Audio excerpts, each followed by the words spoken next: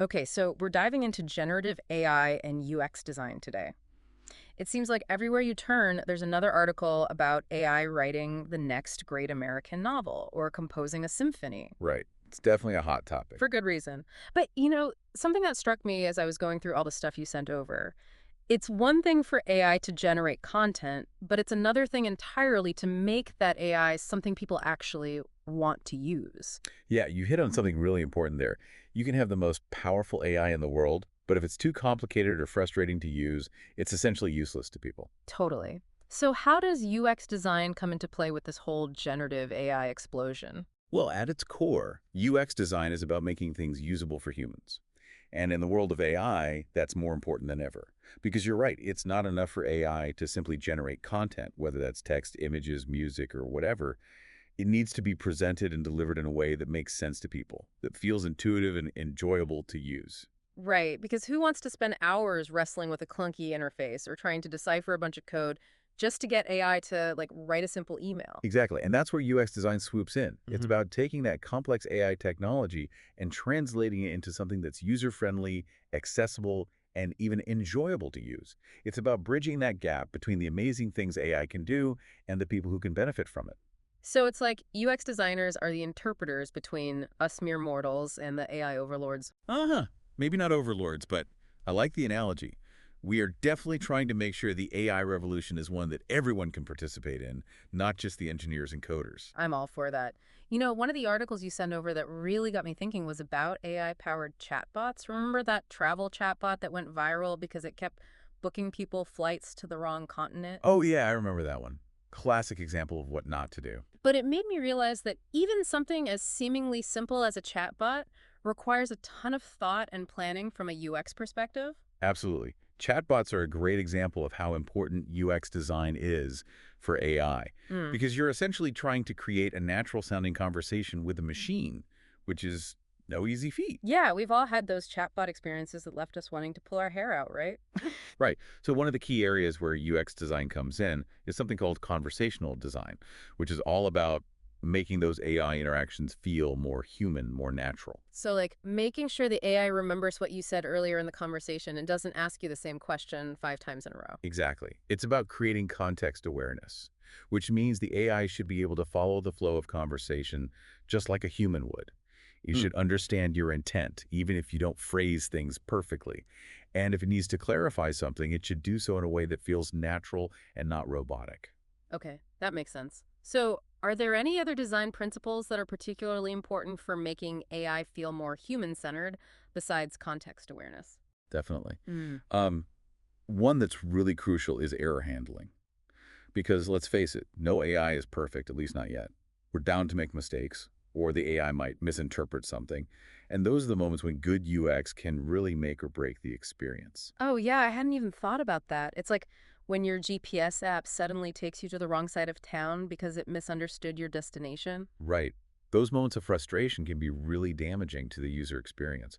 So good UX design means anticipating those potential errors and designing for them in a way that helps the user feel supported and guided, not abandoned and frustrated. So it's about more than just making things look pretty or sound cool. It's about making sure the whole experience is smooth, intuitive, and maybe even a little bit delightful, even when things go wrong. Exactly. And that's actually a good segue to another area where UX design plays a huge role in generative AI, visual design. Oh, so it is about making things look pretty after all. Well, it's not just about aesthetics, although that's certainly part of it, but it's really about presenting information in a way that is clear, concise, and easy for people to understand. Because, AI can generate all sorts of complex data, visualizations, reports, even creative content. But if it's not presented well visually, it's going to be overwhelming and difficult to digest. Like trying to read a scientific research paper? Huh. Exactly. So good UX design means taking that complex information and presenting it in a way that is visually appealing, yes, but more importantly, in a way that makes sense to the human brain. We're talking about using things like visual hierarchy, typography, color, and spacing to guide the user's eye, make the content more scannable, and highlight the most important information. Wow, I never realized how much thought goes into something as seemingly simple as visual design. It sounds like UX designers need a background in psychology and art, not just technology.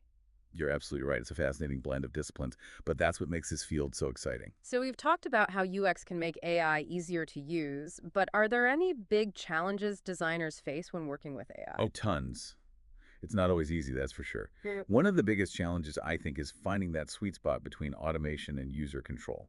Yeah, because on the one hand, we want AI to automate tasks and make our lives easier, but we don't want to feel like we're just along for the ride, right? Exactly. You still want to feel in control, like you have a say in what's happening. We don't want to create AI tools that make all the decisions for us. That's a recipe for disaster. Think about those AI image generators, for example. Oh, yeah, the ones that can create those crazy realistic images from just a text description. Yeah, exactly. Those are super cool. But imagine if you had zero control over what the AI generated. It might spit out something totally bizarre or not at all what you had in mind. I can see it now. AI, I want a picture of a cute puppy playing in a field of flowers, and the AI is like, here's a giant robotic spider attacking a city. Exactly, to be chaos. So finding ways to give users control over the creative process while still letting the AI do its thing is a big challenge. It's about striking that balance so users feel empowered, not overwhelmed. Okay, I'm starting to see the dilemma. So, how do you actually find that balance in practice? Well, it's a constant process of experimentation and iteration. We try things out, see what works, what doesn't.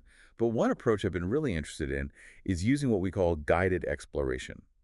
Instead of giving users a million different options to tweak, you give them a more curated set of choices, maybe presented visually so it's less intimidating. So, it's like giving the AI some creative freedom, but within a set of boundaries that the user defines. Exactly. You're giving the AI a starting point and some constraints, and then letting it explore different possibilities within those parameters. I like that. So, looking ahead, what are some of the big things on the horizon for UX and generative AI? The articles you sent hinted at some pretty mind blowing stuff. Oh yeah, the future is going to be Yeah. wild. Get ready for multimodal interactions. Multimodal interactions, that sounds It's intense. not as scary as it sounds. It basically means we'll be interacting with AI using more than just text or voice. Oh, Think about how we interact with the world around us, right? We use our voice, our hands, our eyes, all at the same time. right. Multimodal interactions are about bringing that same kind of natural fluidity to our interactions with AI. So instead of just typing a query, we might be able to combine voice commands, gestures, even eye tracking to communicate with AI in a more natural way. Whoa, that's next level stuff. So, like, instead of just telling my AI assistant to set a reminder, I could, like, point to a date on a calendar and say, remind me about this. Exactly. Or imagine a designer using a combination of voice commands and hand gestures to manipulate 3D models in a virtual reality design space. The possibilities are pretty much endless. Wow, that is wild. What else is coming down the pipeline? Well, this is a bit more down to earth, but equally important. We're going to see Yeah. a lot more focus on what we call adaptive interfaces. Adaptive interfaces. Are we talking about AI that can read my mind now? Haha. Not quite mind reading, but close. Mm. Adaptive interfaces are all about personalization. Imagine AI systems that can learn your preferences, your habits, even your mood, and adjust the interface accordingly. So the AI might change the way information is presented, the types of recommendations it makes, even the tone of voice it uses, all based on what it's learned about you. So it's like having an AI that's constantly learning how to be a better assistant, a better partner, basically a better version of Clippy. Remember that annoying little paperclip from Microsoft Office? Ah, yes, only hopefully much less annoying. But the idea is that the AI is constantly adapting to you, not the other way around. Okay, I can get behind that. No more wrestling with clunky interfaces or trying to find the right setting buried in a million menus. That sounds pretty awesome, actually. Right. And that brings us to what I think is the most exciting possibility of all, AI-human collaboration. AI human collaboration. So we're talking about AI that doesn't just follow instructions, but actually contributes to the creative process, bounces ideas around. Exactly. Think about it. We're already using AI to help us write code, generate images, even compose music. Right. But what if we could take that to the next level, where AI isn't just a tool, but a true creative partner? Imagine designers working alongside AI to explore thousands of design variations in seconds, brainstorming new ideas, pushing the boundaries of what's possible. Or writers collaborating with AI to craft stories, developing characters, even co-writing entire novels. Wow, that sounds both amazing and a little bit terrifying. Like, are we going to be out of a job soon? I don't think so. I think it's more about augmenting our own creativity, expanding our horizons. So it's not about AI replacing human designers or artists. It's about AI giving us superpowers, making us even better at what we do. Exactly. And that's a future I'm really excited about. So it sounds like we're on the verge of this whole new era of creativity, but it comes with some pretty big questions, right? Definitely. It's exciting, for sure. But we have to be mindful of the potential downsides too. Like, how do we make sure AI is used for good? You know, that it benefits everyone, not just a select few. Right, because it's easy to get caught up in all the cool things AI can do, but we can't forget about the ethical implications. One of the articles you sent mentioned this AI hiring tool that ended up discriminating against certain groups of applicants, even though that wasn't the intention. Oh, yeah, that was a bit of a wake-up call, wasn't it? It just goes to show that even with the best intentions, things can go wrong if we're not careful. AI is only as good as the data it's trained on, and if that data reflects existing biases, the AI will too. Right, it's like garbage in, garbage out. So, whose responsibility is it to make sure that doesn't happen? Is it on the UX designers? Well, I think it's on all of us, really. As designers, we need to be aware of those potential biases and design systems that are as fair and inclusive as possible. But it's also up to the companies developing these AI tools to prioritize ethical considerations. And ultimately, it's up to us as users to be informed and demand better from the technology we use. That's a good point. We can't just blindly trust that AI will always do the right thing. We have to be critical thinkers and advocates for ourselves and our communities. Exactly. And that's why I think it's so important to have these conversations, to bring these issues to light. Because the more aware we are of the potential pitfalls, the better equipped we'll be to shape a future where AI is used for good. Well said. This has been a fascinating deep dive, to say the least. We've covered so much ground, from the nuts and bolts of UX design for AI to some pretty mind-blowing possibilities for the future. It's mind-boggling when you really start to think about it, isn't it? And we've only just scratched the surface. There's so much more to explore, so much we don't even know yet. That's what makes it so exciting, and maybe a little bit scary too. But hey, if you're listening and you're looking for a field that's both creatively challenging and incredibly important, UX design for AI might be just the thing. Thanks for joining us on this deep dive into the fascinating world where generative AI and UX design collide.